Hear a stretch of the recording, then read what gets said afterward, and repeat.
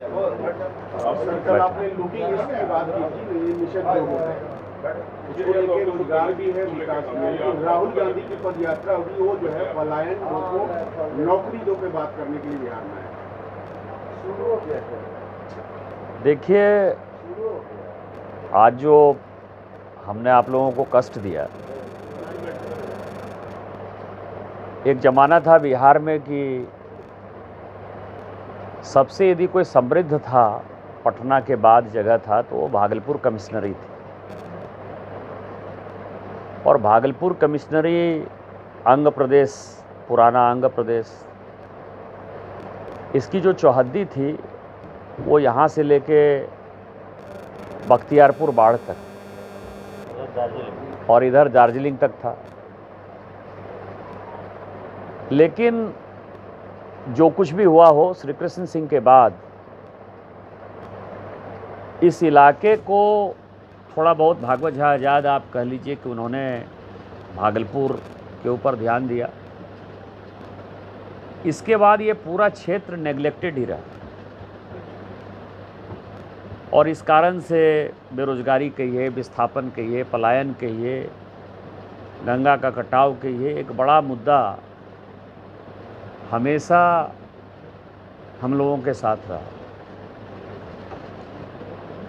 लेकिन पिछले 10 साल में माननीय मोदी जी के आने के बाद जो सबसे बड़ा तोहफा है और जो इस बजट में अनाउंस हुआ और जिस पर कि बिहार में और ख़ासकर हम लोग जहां बैठे हैं वहां के पत्रकारों ने नहीं के बराबर लिखा, वो है कोसी मेची लिंक। इस इलाके का यदि सबसे ज़्यादा बड़ा अभिशाप रहा तो वो कोसी नदी रही। और कोसी नदी में प्रत्येक साल बाढ़ आती है और कोसी नदी का जब पानी का जलस्तर बहुत ज़्यादा बढ़ता है तो आपको पता है कि गंगा का भी कटाव होता है, गंगा का भी बाढ़ होता है। कोसी नदी के पानी को रेगुलेट करने के लिए जो नदी जोड़ो अभियान है माननीय प्रधानमंत्री जी का, उसमें केन बेतवा के बाद, केन बेतवा आपको पता है कि राजस्थान, मध्य प्रदेश और उत्तर प्रदेश के बीच की परियोजना है। ये कोसी मेची लिंक घोषणा हुआ और उसके लिए पैसा दिया गया है। जिस दिन कोसी नदी के बाढ़ को हम कंट्रोल कर पाएंगे तो उस दिन क्या होगा, खगड़िया का बाढ़ हो, भागलपुर का बाढ़ हो, मधेपुरा का बाढ़ हो, सुपौल का बाढ़ हो, पूर्णिया का बाढ़ हो, कटिहार का बाढ़ हो, वो सब ऑटोमेटिक कंट्रोल हो जाएगा।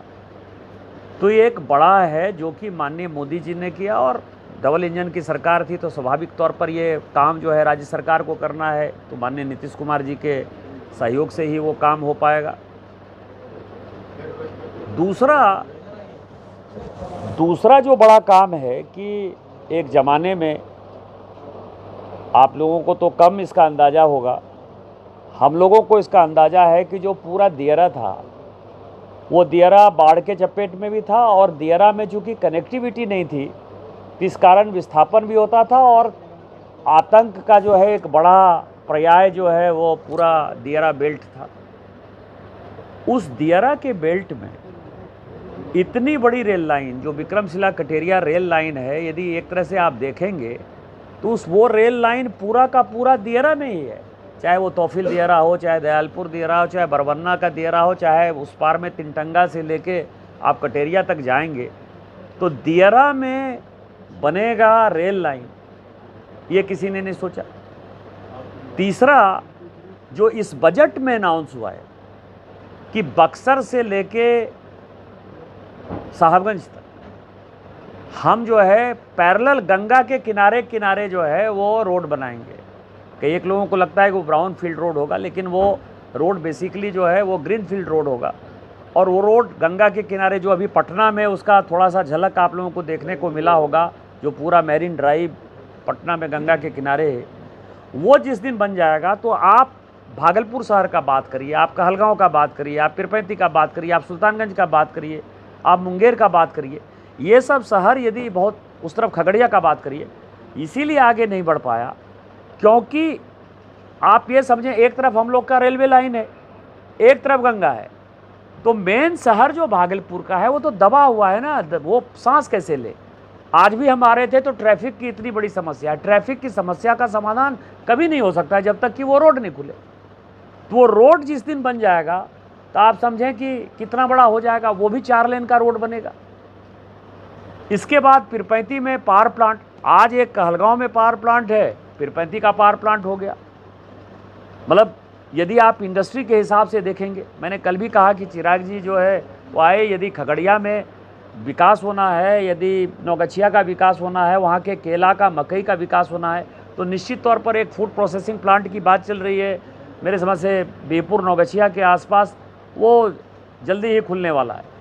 इसके अलावा ग्रीनफील्ड एयरपोर्ट पर आप देखें, भागलपुर के लोगों का बहुत दिन से डिमांड था कि एक एयरपोर्ट होना चाहिए, एक एयरपोर्ट होना चाहिए। मैं हमेशा कहता था कि इस एयरपोर्ट की कैपेसिटी इतनी नहीं है कि मकान गिरा के आप जो है इसको चौड़ा कर सकते हैं। इसके बाद दूसरा गौराडी था। गौराडी में सबसे बड़ी समस्या ये है कि वो लो लाइन एरिया है। हम जब पिछले चुनाव में भी थे, हम और मंतोष जी साथ चल रहे थे, तो हमने उस वक्त भी देखा कि पानी है वहाँ फंसा हुआ। तो उस पानी में तो नहीं आ सकता है ना। तो अभी सुल्तानगंज में जो है ग्रीनफील्ड एयरपोर्ट की बात हुई, भागलपुर में हुआ। अब यदि सुल्तानगंज से लोग देवघर जाते हैं जल लेके, तो उसकी आवश्यकता है। तो वो एक बड़ा प्रोजेक्ट है। जिस दिन यहाँ एयरपोर्ट आ जाएगा तो भागलपुर के लोगों की बरसों और टूरिज्म बढ़ जाएगा। यहाँ के विक्रमशिला को देखना है लोगों को, चंपापुरी देखना है, सुल्तानगंज जाना है, यदि कर्णगढ़ी मुंगेर देखना है, तो वो एक बड़ा प्रोजेक्ट है। इसके बाद जो माननीय प्रधानमंत्री जी ने अनाउंस किया है, और जिसके लिए कि अभी हम मनोहर खट्टर साहब से मिले थे कि इस इलाके में 2 अल्ट्रा मेगा पावर प्लांट आना है। आपको पता हो कि 40,000 करोड़ का प्रोजेक्ट उन्होंने अनाउंस किया था।